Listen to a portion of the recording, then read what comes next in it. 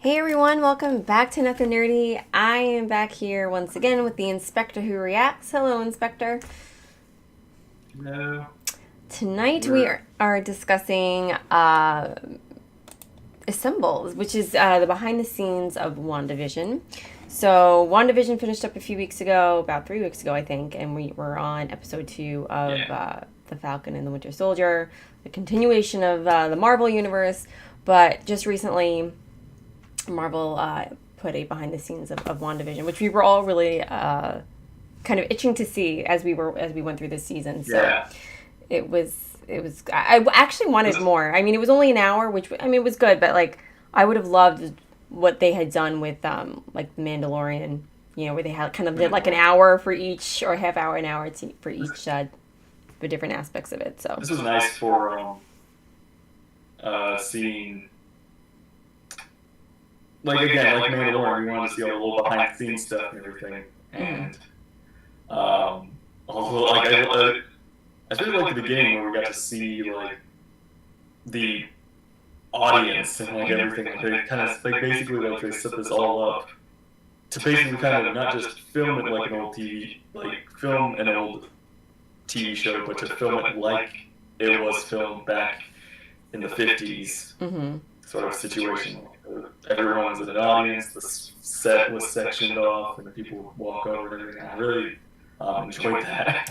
Yeah, that was Mixie. Hello, how are you? Authenticity.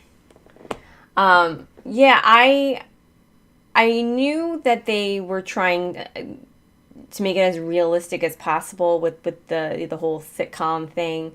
Like I think it was you who told me that they were using like the same types of cameras or lenses that they used back in I think the I heard about that, yeah. yeah, I think you had told me that, but I didn't realize what lengths they went to, like including the live. I didn't know they had a live audience, and so that was like they were saying how they really wanted to make it as like the audience reaction as authentic as possible. Um, Yeah. like you know, kind of But like as it was back in the day, you know. yeah, that was a nice little tidbit or something like that. Was like they when from something else was like Dick Van Dyke show was they would film it as like in one take or something. Like they would just film it all at once. And it was like, oh wow, that's interesting. Like basically they didn't like do reshoots or something. But not often. I'm sure that sometimes they do. But it's just one of those things. Like usually when you think of shows like this, of course they do reshoots or there's bloopers or there's just something that happens and they start over. So it's interesting to like see that they would some shows like would go on to not do reshoots, is just let it all flow at once and all Hmm. that sort of thing. Yeah. Yeah, I didn't even know about that, like about how they used to film and like do everything in one take, and I was like, oh wow, it's kind of impressive, like you know. Yeah. Um, but it was And oh sorry, go ahead. how do you go ahead? It was cool to see them how they were doing like um, the effects. Effects, the kind of old effects, like they Yeah. were redoing the old like practical effects that they could. Yeah, like because I was thinking about as we started watching this, I was like, oh, like they're doing this in front of a live studio audience. Like how are they doing all the added stuff? And like so like in the first episode when Wanda is like cooking and you know everything's kind of floating in The the old air. cards and the things, Yeah, they had it on sticks. They had the recipe cards like on strings.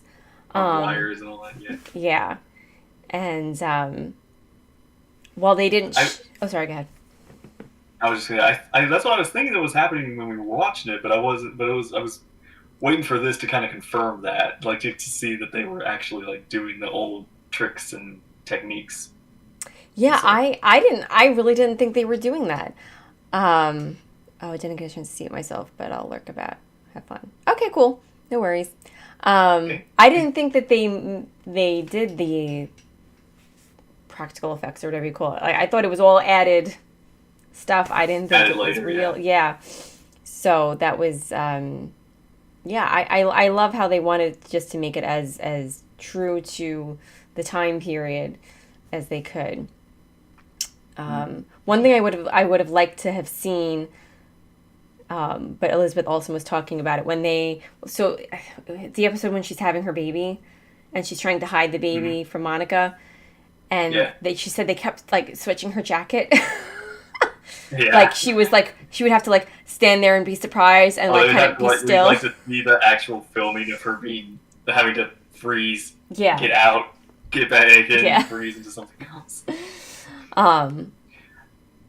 Yeah, I remember they showed not a clip of that, but of one of those types of situations where it was the first one where she was cooking, and I think something had to be switched, and she had to like freeze and then wait for it to be switched, and then yeah. And it's kind of this one little silly thing, but it's so weird when you watch old black and white shows. You get so used to them being black and white that it's like, oh yeah, what color is the living room? Like just seeing what the room looks like with color is just like. That's true. We didn't. It's like the kitchen was blue. Mm-hmm. You never would have known. For Tithe, hello. How are you? Sim here didn't see it, but it's all done with strings, smoke, and mirrors. Yes. Yeah. Speaking of the blue, they talked about how, I get back in that time, a lot of certain things were done with blue, like, for the makeup or something. Yeah, like a lot of the women wore blue lipstick because it appears red when it's on screen in black and white, and I was like, I thought that was so amazing. Yeah, I think because red, like if they use normal red, it appears much darker, that it would look blacker or something like that. So blue was the much lighter tone, but it still got the lipstick color across of sorts. I think is why, because like what they said, they were having this big problem with vision. Yeah. So they, I was always wondering, like, why is he blue instead of red in these things? It's like, oh, it's because they're using a trick and to make up for the camera issue that they're going to have to deal with later. Mm-hmm. To make him because if he was red, he'd probably look a lot darker. Yeah. And the details would be harder to see. Mm-hmm. On that. Yeah. And I gotta say, that has been painstaking to put the CGI on him every single time he was there, because there's no practical elements on it. He's just kind of like got this red mask on, and then the rest is added later. And I'm just like, man, that must have been painful to work on. Yeah. Oh man, I can't imagine. And I think they were talking about how, I think they said something along the lines like it would be easier if they could just have him be human him more often than vision him. Yeah. But producers were like, no, he's at home. He's himself when he's at home. But it has to be vision as he is, not as human him. So. Yeah, they were asking. It's like, do we need vision as vision, or can we have like human vision and such? Yeah. And it's like, yeah, okay, but here's our reason why he's vision. Mm-hmm. It's like, oh, okay, yeah. And it makes sense, and they got to be true to it, but yeah. Let's see what else. For Ty, the Starship Enterprise model was a mint green color, but appeared white on screen. Interesting. And makeup in early silent movies was really heavily applied too. Very interesting. I didn't know about that with the Starship Enterprise. All these little details that goes into creating these things so that they look a certain way on screen. Yeah. Speaking of Dick Van Dyke, I thought it was really, really, really cool that they actually had a meeting with Dick Van Dyke prior to filming.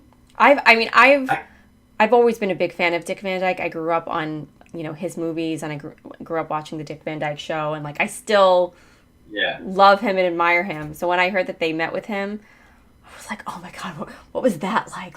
I want to see behind the scenes of that conversation. I wanted to see that. I want to hear what they were talking about. What did he tell them anything? Anything cool? What happened? Anything? I want to hear the stories. He's just I think he's just one. He's kind of like, to me, he's like the male Betty White. He's still around. He's not going anywhere. He can do it all. Yeah. I've seen. I once saw a video pop up on YouTube just a year or two ago of him like having breakfast at like Denny's or something, and he just broke out into song. um, I got with that. and he was at one of the award shows again, like just a year or two ago, and like dancing. The guy, how old is Dick Van Dyke? I gotta look this up because he's up there. He's got to be like reaching 90 now, I think. Yeah, I would say either in his 90s or approaching. Dick Van. Yeah, if that's him dancing, I'm very impressed with his physical shape. Yeah, he's 95 years old. Okay, he was born December 13th, 1925. 95 years old. Okay, and he's still on stage singing and dancing. Nice. Darth Radicus, hello, how are you? Hey. I would pretend to sweep chimneys just to meet Dick Van Dyke. Seriously, he's just... I'm sorry, I know this is about WandaVision. I could go on about him. Like, Chitty Chitty Bang Bang. I don't know if you've ever seen that. Mary Poppins. Everybody knows that one. I've seen that. I've seen Chitty Chitty Bang Bang once, but it was like a long time ago. I have to watch it again. I don't know why. I don't know. I don't know if it's just people that I've met, but I've met a number of people over the years who like haven't seen that one. Like, and I'm like, you haven't seen it? Like, that's such a classic, and there's such great songs. There's a great dance number in that one. Step in Time, one of my favorites. But so anyway, I kind of geeked out over that little tidbit that they actually met with him. My screen's going green again. Oh, there we go. Okay. So they met with him to find out like how they did all those little tricks and everything. Because like you were saying, they did what it was like on filming these shows back then. Because it's like we don't. It's almost it's. I wouldn't say it's a lost art, but it's a very different time making these movies versus now, or how things are made now. Mm-hmm. What do you mean it's an okay movie? Don't make me time you out again. Didn't we? I feel like we banned somebody on accident, and then we were like, "Oh no!" We tried to reverse it as quickly. It was like I don't know about on YouTube. It is okay. On Twitch. On Twitch, we've it has happened accidentally. I've also demoted accidentally. Never a dull moment. One of the other things that they did, and I'm assuming that they did this back in that time period as well, is that they introduced all the actors at the beginning of the show. For the audience. Yeah. I just can't help but think about how cool that must have been to be sitting there and like to see Elizabeth Olsen and it's Paul Bettany? Paul Bettany, yeah. To have like them come out there and be like, I would be like, oh my god. To be so close to them and to see them on this, little stage, not even just this little set, yeah. As opposed to on the big screen. And speaking of on the big screen, I like how they kind of like they talked about like how like Wanda and Vision had been like they hadn't had the focus that they never been the focus of the main story before, like as opposed to where this they finally get the lead and everything, and of course we get like this flashback of all their scenes, like from like Ultron and all this thing. And of course there was that one time where Wanda's killing Vision. I was just thinking, just kept reminding like this is when Nerdy was just so mad at like she just did not care at all. I know, yeah, like it's crazy to think back to that. Like, and I was watching that scene and thinking like, oh my god, they're being so melodramatic. Like, and now I'm like, poor Wanda, poor Vision. Yeah. I just feel so differently about that. It's like you almost want to go back and like kick your old self. Yes. I didn't know. Oh man. But yeah. I also liked.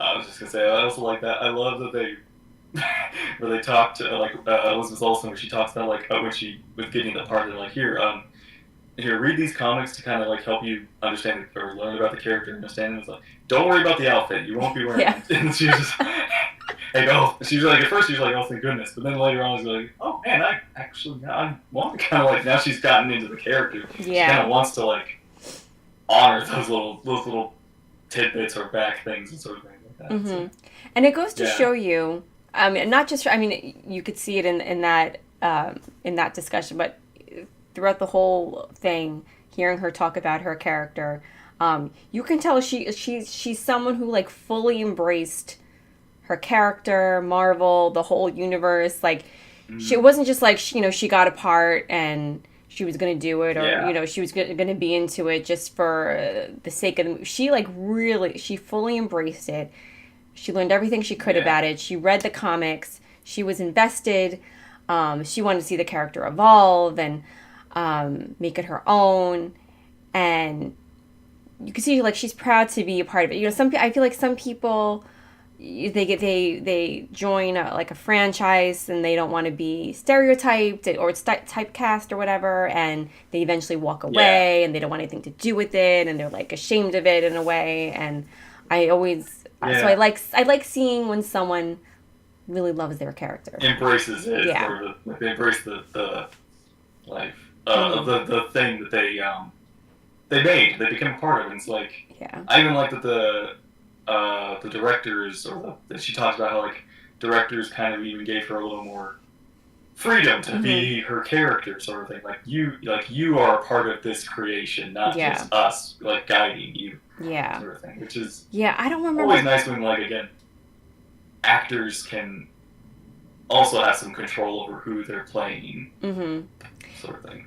Yeah, I don't remember what specifically they were talking about, but with that, they said, oh, there was a thing, but make it your own. Like, how do you think she would handle it, or whatever? And I don't remember what it was now, but they gave her some freedom, and in a way, it made her feel some pressure, but she, at the same time, it also gave her some freedom. So, yeah.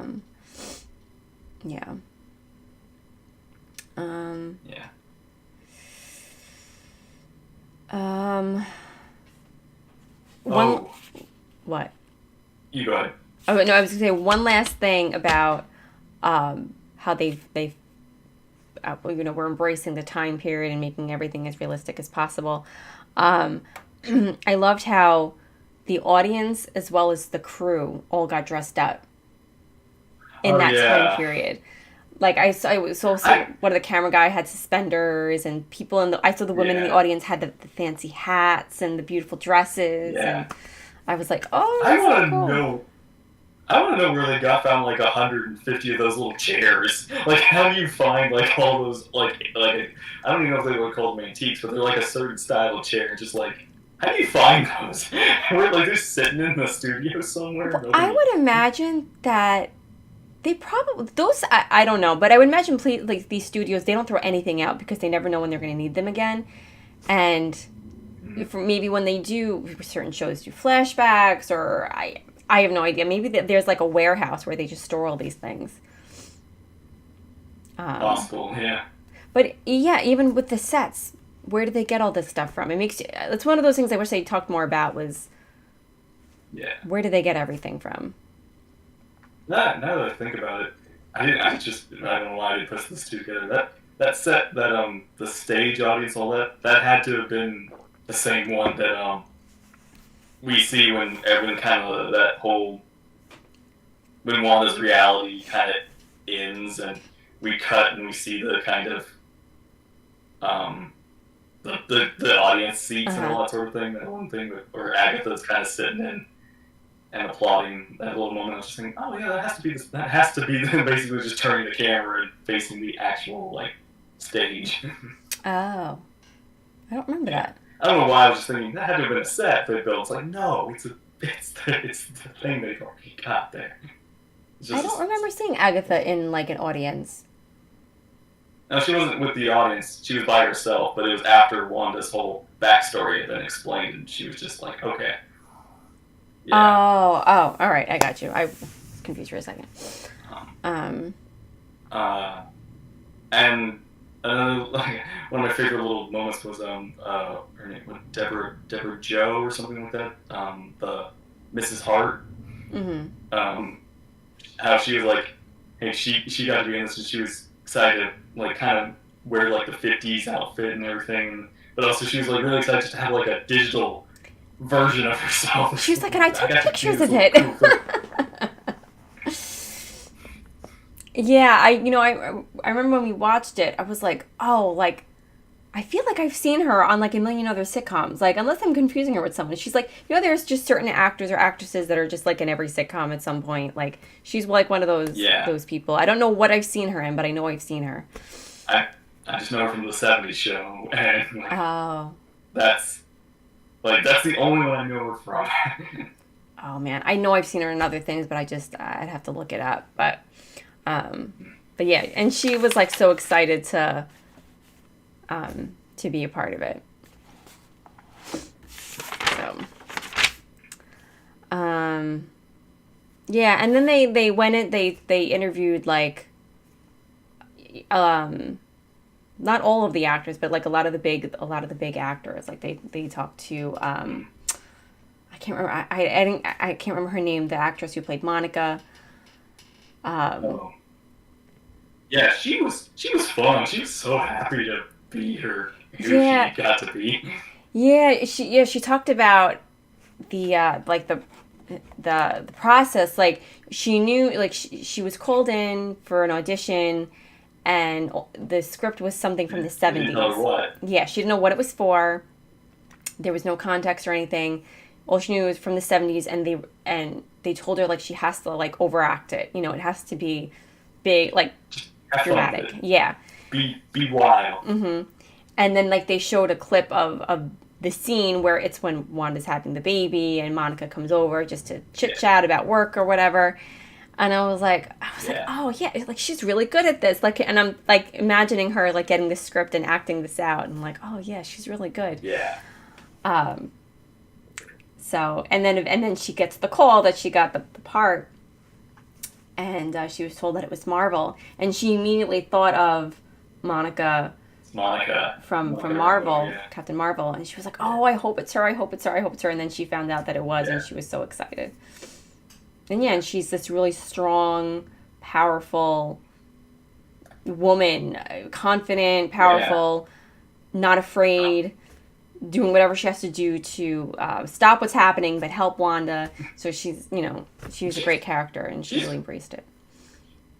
And I'll say she's very, like, again, she's very good with her acting too, because like she's got the range of being that the neighbor or the woman in the show, being all outgoing, wild, and crazy, crazy. But then she's kind of very stoic and low in the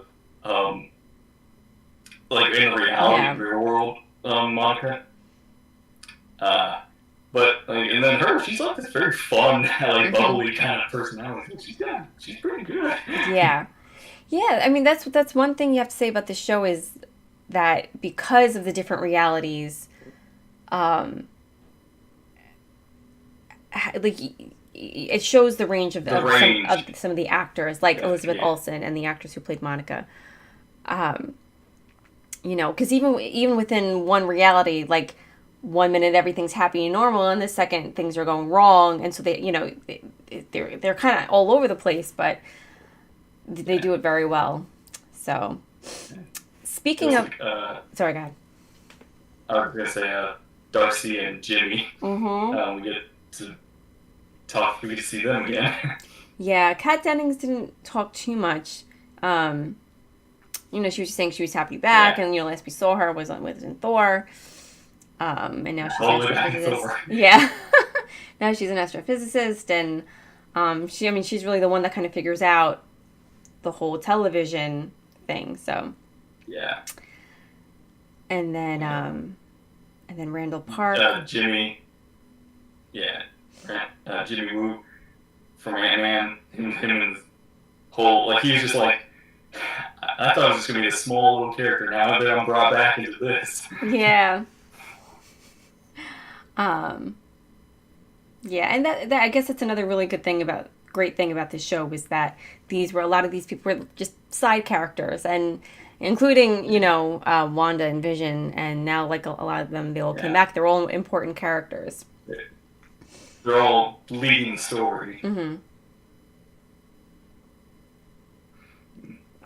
Darcy and Jimmy. Jimmy and Darcy need a show like Pelican and Winter Soldier. Yes! Oh my gosh, they would be great together. Yeah. Actually, yeah. I can't wait to see. Because I assume after Winter Soldier and Falcon are done, we're gonna get another one of these behind the scenes kind of things, and I'm very excited to see how they made that show. Yeah. Yeah, I like these behind the scenes things. They're interesting.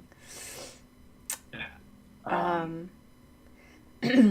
So, speaking of like the more serious moments of the show, how things kind of go suddenly from fun and happy to suddenly very dark and serious, mysterious, and they mentioned how they used like camera tricks from the Twilight Zone.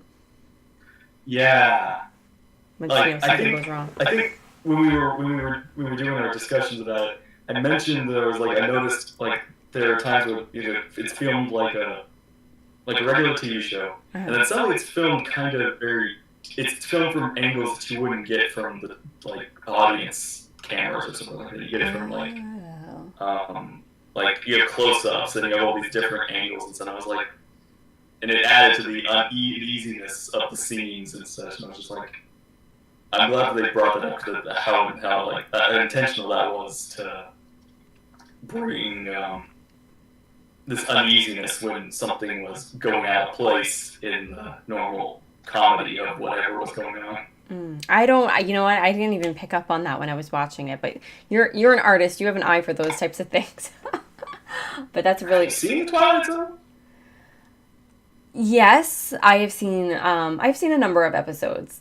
I obviously don't like it. I mean, I think it's brilliant. I think it's a brilliant show. It was very, creative, and it scared me to death when I was a kid. It got to me. It's a lot. It's basically like here's a bunch of creepy concepts. Mm-hmm. Let's show them.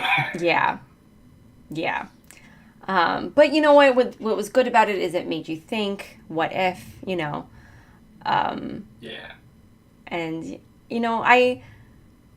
I like being, when it comes to being scared, and when I'm watching something, I like being scared in a way that makes me think, and I don't like being scared with blood and gore and that's something that's just for shock value. I like something I like something that makes me think. Wait, so there's the overhanging fear over you. Yeah. I like, that's creepy, or like that makes me think, what if something like that could happen to me, or there's just something about it that I can connect with a little bit more, and just I like being scared without showing me everything, Doctor Who does that a lot, I think, is that it has that overhanging fear sometimes when you think about it, like the aftermath of a few episodes. Yes. There's these things. I agree 100%, especially in the earlier seasons when they brought it back. The later seasons, not so much, and I think that was one of the things that stopped me from connecting with it as much. Like the Weeping Angels. You don't see them like strangling and the person dying and it's dramatic and it's you don't see what they do. They're there. Something happens and you know. Mm-hmm. And it's one of those things where it's like what you can't see scares you more than what you can sometimes. Mm-hmm. Yeah. Episodes that are thought-provoking. I guess that's a good way to put it. They are just tense, yeah. And they're tense. Yeah, I prefer that. That creeps me out more. Blood and gore, that's just disturbing and makes me sick. Yeah. And Weeping Angels just look terrifying. Their power to send you back in time is horrible. Yeah. That's like Weeping. I'm just saying the Weeping Angels don't like they scared me like the first time I watched it, but they didn't like I have friends who are still terrified of that episode and such, but I kind of more like got over it. Kind of was just like it's one of those things where like I know the episode by heart, that it doesn't jump me or scare me or anything like that. It's like the episode that still creeps me out is Midnight, the one where the doctor's trapped on the bus and we don't even see what is after him. We just hear the copy woman, the woman that copies them, and then that one is still creepy. That one is so like, because we don't see what's happened. We don't know what happened. We don't even get like find out what it was. Right. We just sort of thing. So we're kind of this whole unsettling ending to this. Just everything like it. That's in my opinion still the creepiest episode or the scariest. Yeah. Again, those earlier episodes were just so brilliantly made. You know, they kind of lost that. Later on. It's one of those things where I think, especially with Doctor Who, like it's hard to kind of do lightning over and over and over again, sort of thing, and you know, we'll see how it goes in the future, but it's just one of those things where it's like you always got to come up with something new. Yeah. And sometimes it's hard to keep doing that over and over and over again. Yeah, I also think, I mean, the writers have something to do with it too, like, you know, but like I remember I felt like they were trying to do something, like to make something new and scary, and it just totally like kind of flopped. Do you remember the one with like, it was when Clara was there with Peter Capaldi, and something like the crust in the eye, and it was like, oh, that one. It's like they thought they were being really creative and creepy, but it was like, no, man, you're just weird. Yeah. The interesting concept I did like, though, is that everything was filmed from either like there was no camera perspective. It was all filmed from like points of view or something like that. And there was like, I think it was like one point after like the Doctor or Clara like goes inside this machine or tests something, we come out from their point of view, and it's like, oh no, now they're infected or whatever's kind of happened to them. So it's a weird episode, but I almost like what they were doing. Right, I had forgotten about the camera thing. The camera thing was interesting, but the crust in the eye thing, I was like, it was weird. It's hard to do. I feel like I should be scared of Daleks, but their voice is just annoying. I feel like the Daleks kind of have like, again, they're scary when they're. I think the scariest thing about the Daleks was when they were unbeatable. Like there was just nothing could stop them. Yeah. And that's when they were terrible. But then too, I think they overdid the Daleks. Yeah. They just kept coming back. Yeah, I remember thinking I think it's still kind of an issue now. There's like one time I was like, man, we almost won a season without Daleks. Yeah. But it was like only one cameo of a Dalek, but it was just one of those things where it's like the reason I think is because the Daleks are under this contract where they have to be used at least once a season. Really? Or they can't use them again, or something. They kind of lose the contract or something. That's why Daleks. Ridiculous contract. It's whoever owns the Dalek rights or something has put that contract in, I guess, to get merch or money. Oh, give me a break. Yeah. Get over yourself. Like, come on. At this point, I'm just like, here, just use like a Dalek toy in the background. No mention of it at all, and then just move on. Like, I kind of do want one season where the Daleks don't actually show up. You get like, or even do it. Yeah, you get like desensitized to things. Like, the more you use it, the more people are going to be like, oh, it's a Dalek. Like, not scared anymore. Yeah. It's weird. Kind of the same thing with the Weeping Angels. Like they've been used almost a little too much that they kind of lose the fear or something like that because you're kind of used to them. Yeah. Sort of thing. And yeah, I like I feel like there needs to be several years between certain monsters for them to come back and get a read in.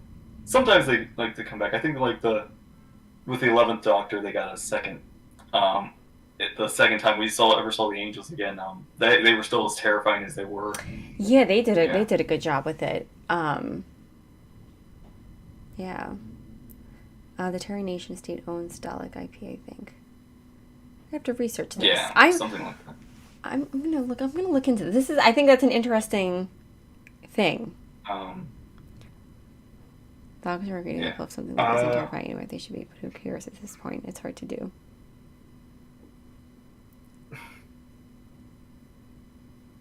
At this point, they can keep the IP. Who cares? Yeah, we'll fight for it like 10 years from now.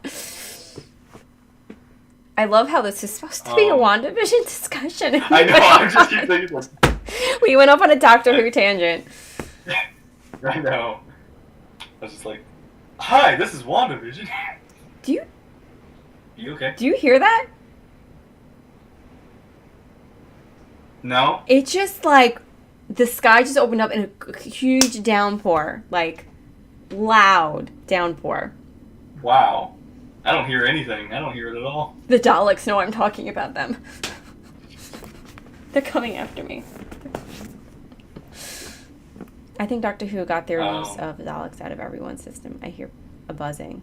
Yeah. I don't hear it. That could be my computer. It might be.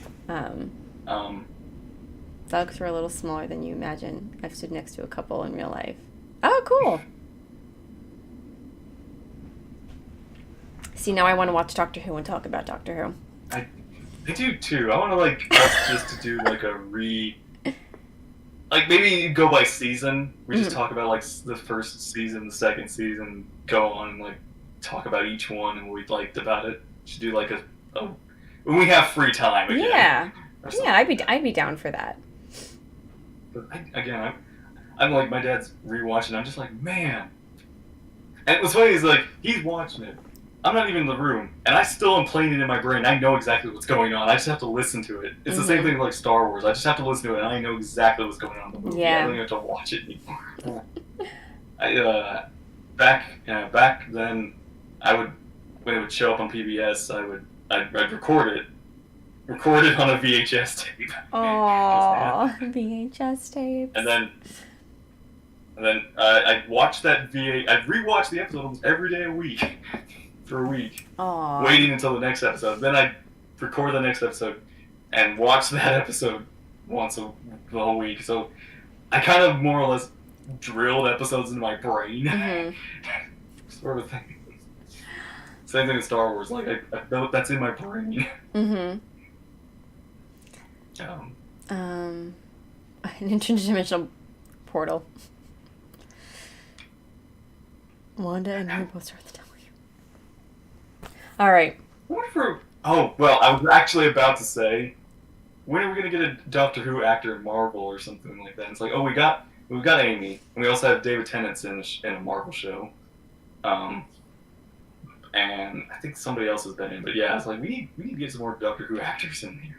Get Matt in something. I remember when the rumor was going around that Matt Smith was going to be in Star Wars, in The Rise of Skywalker. I was so holding out hope for that. I was mad to find out that didn't pan out. Yeah. He would make a good, either a good young Tarkin or a good Thrawn. Matt? Mm-hmm. In my opinion. I don't know about Thrawn. Yeah. It's so weird. Thrawn has this, like, I know it's art and animation, all these other predictions, but Thrawn has this face that I feel like I've seen on somebody before, that I feel like there's an actor that's perfect for Thrawn. I just don't know who it is. I can't remember the actor's name, but Lucius Malfoy from Harry Potter. I've seen his name thrown around, and he would be spot on, I think. I could see that. Not my first pick, or not somebody, but I definitely can see him better than Benedict Cumberbatch. I think everybody keeps saying Benedict Cumberbatch. I'm just like, no, I don't want Thrawn to be that. I agree. I don't even see it. I actually could see. I could see Robert Downey Jr. being Thrawn a little bit, or like Iron Man, Tony. I could see it. I'm not very good, but I feel like he has that face for it.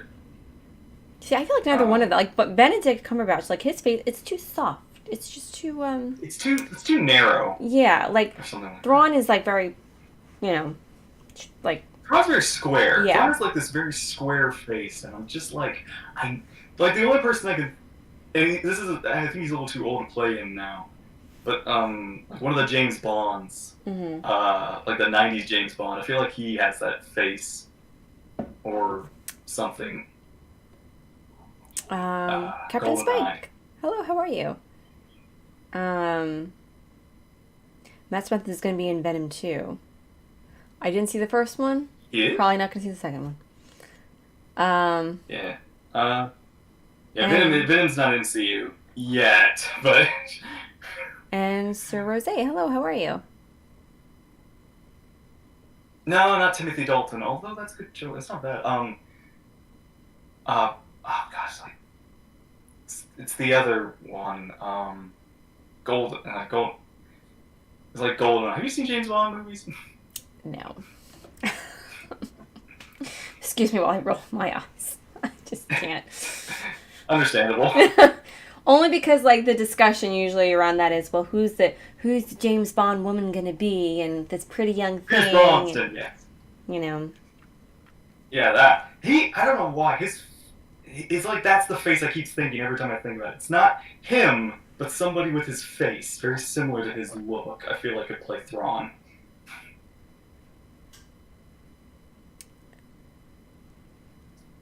I don't know.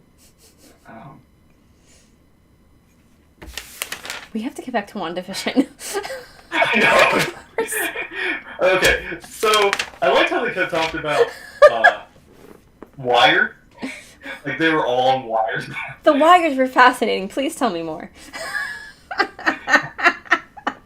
like usually I'm the only one on the wires, but now it's like 50% of us are on wires. Yeah. Her, Agatha, Vision. They were all like in the finale. They're all just like flying around, and it was cool to see Wanda filming one of those scenes where she's got her new getup. But I think she was up in the air, but I think she was like seated on something, and the camera's like right in her face, and she's just going like this in front of the camera. Yeah. I think that was like the after credits scene where she's like astral projecting, doing that whole thing. Okay. I think that's what they were filming. Yeah, it's like Daniel, hello. Like one where she's just doing all that. Yeah. Christopher Maloney. I have to look him up. I need to see. Yeah.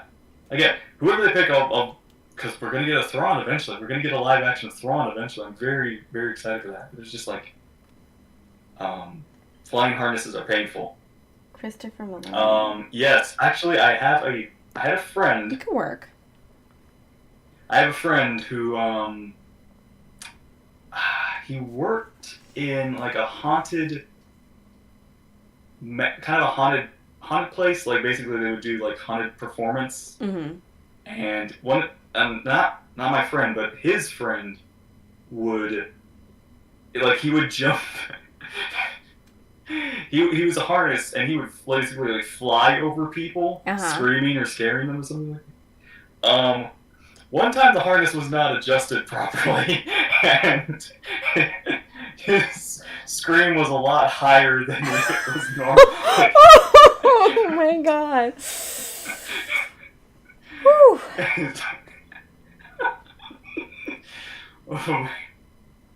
So yeah, that's one of my friend's stories about his experiences. So yeah, harnesses. I do want to try that though.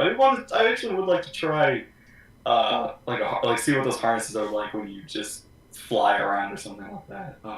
See what it's like. If it's as uncomfortable as it is, or just make sure it's adjusted appropriately. You gotta get used to it. Yeah. Was he playing Peter Pan? Because that voice can work for that.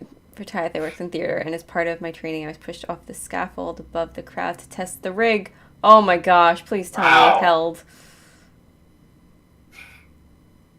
Ooh. So you were the spaceman. You were the spaceman. You were the guinea pig. I've never been in one of those things, but Yeah. anyway, so they were flying around and it was cool. Yeah. We talked about the Halloween costume. Oh, the little, like the costumes that look like the comic book costumes, kind of similarity. Yeah. Yeah, and like, you know, Elizabeth also was like finally excited to actually wear the costume. You know, and she was saying a few years ago she might not have felt that way, but now she's like, she was all for it. So, and I thought they looked great. Yeah. I think Vision had it. Paul Bettany had it worse with his costume. He's like, I was wearing these shorts that were hiked up really high. Well, it's probably more comfortable than the other outfit he wears. Sure. Like it's more like it's a closet outfit versus like the suit. Yep. Let's see.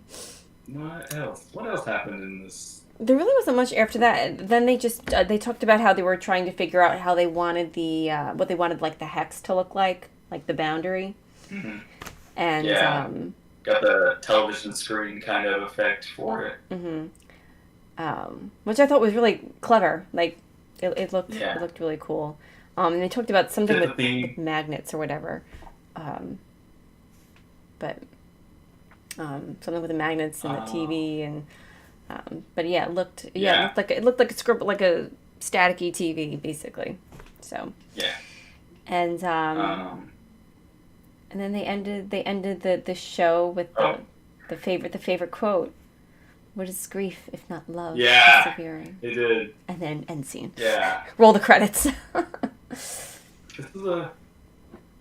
is a good little behind the scenes. I want more of it though. I feel like it's just like it's one of those things where it's like I remember like old behind the scenes. I mentioned it before, but old behind the scenes where like they would show us like you get hours of like content or something like that. Like you get like the Star Wars, you get like the old prequels, you get like a whole hour dedicated to the visual effects, you get a whole hour dedicated to the whole movie making, the actors. Each like we got like a 20-minute segment talking about Obi-Wan, we got a 20-minute segment talking about Anakin. This. And there's that like 2-hour thing talking about the original trilogy, how it was all made. So yeah. I hope. And Mandalorian kind of started that too. Again, I feel like they can't do that now because of the pandemic is keeping them socially distanced. So I feel like that's why these are shorter than the last time. So but FaceTime them, for goodness sake. Just FaceTime them. Yeah, you know, fate. Yeah, we can screen. We can do that. Yeah, like I don't need to see. It would fit the theme. We got TVs. Yeah, like I don't need to see what the wardrobe room looked like. Like it would be nice and all that, but I want to hear you talk about it. I want to hear all about it. But yeah, especially with like the props and their costumes. Like would you guys buy a disc set if it came out? No. I would. You would? No. I like holding physical stuff. I mean, I do too, but it all depends on what it is. Like, I feel like with Marvel, I'm probably not ever gonna buy hard copies of things unless I get it at like the thrift store. But like Star Wars, for sure. Like I would get The Mandalorian on DVD. So you wouldn't get like the whole Infinity. You wouldn't get an Infinity Saga box set for your Marvel. Only if it was at the thrift store on sale. I don't think I would buy a whole, Inspector Kira's Frankie does not. I don't need to see the kids. I mean, we talked about this like the Mandalorian. If the Mandalorian's ever going to get like DVDs or physical copies, like would we buy that? It's like, yeah, I would like that. I'd like owning it. Because, there's some people who are just never going to get Disney Plus. It's like, how are they going to watch this? Besides, besides the Hondo way. Yeah. Agent Carter Blu-rays, which I still have to watch. Yeah, we need to... The list is long and the time is short. But yeah. Oh, the other thing we didn't talk about was the music, the Yes, intro. that was it. Yeah. That was really cool. I like that little thing. Yeah, it was this man and this woman. They did the music for FaceTiming. Yeah. They were. You could tell they were FaceTiming, and they did it. They did the music for all the episodes. For the opening credit scenes, and like they just talked about how they were trying to like capture certain sounds, like tunes. They were putting in a certain tune in each one, and WandaVision had to be in every song. Yeah, the little notes and the beats. Yeah. And everything. And they really did capture it. I kind of subconsciously realized it, but I didn't realize that it was following that same kind of tone. Mm-hmm. Yeah. I liked how they snuck it in, per se. Mm-hmm. Like they kept it there, but it's always motifs. Yeah. Thank you. Oh, yeah. How they always had that, even though the beat, the themes were, the opening themes were different, Mm-hmm. they still had that motif flow through. Yeah. WandaVision. Mm-hmm. It was cool. We have echoes. Oh, we were having some audio difficulties in the beginning before we started streaming, so there might be an echo. Crap. I think it's. I moved my I mic. think it's the speakers picking me up and the desktop picking me up too. So it's both of them combining. Gotta love it. All right. Hopefully, with my new computer, it won't be as bad. Get a filter between the mic and the speakers. But there is a way to fix it, though. And which I did, but it reset, and then. Oh well, sorry guys. But yeah, that was really everything. So it was only a short 1 hour, but. Yeah, whenever it gets here. It was good. It was a good little, like, again, little peek at how they made this show. Mm-hmm. Which again, I always love seeing how these shows are made. Yeah. Yeah, it was very very cool to find out more about it. Still would like more, but I was glad we got something. So. Yeah.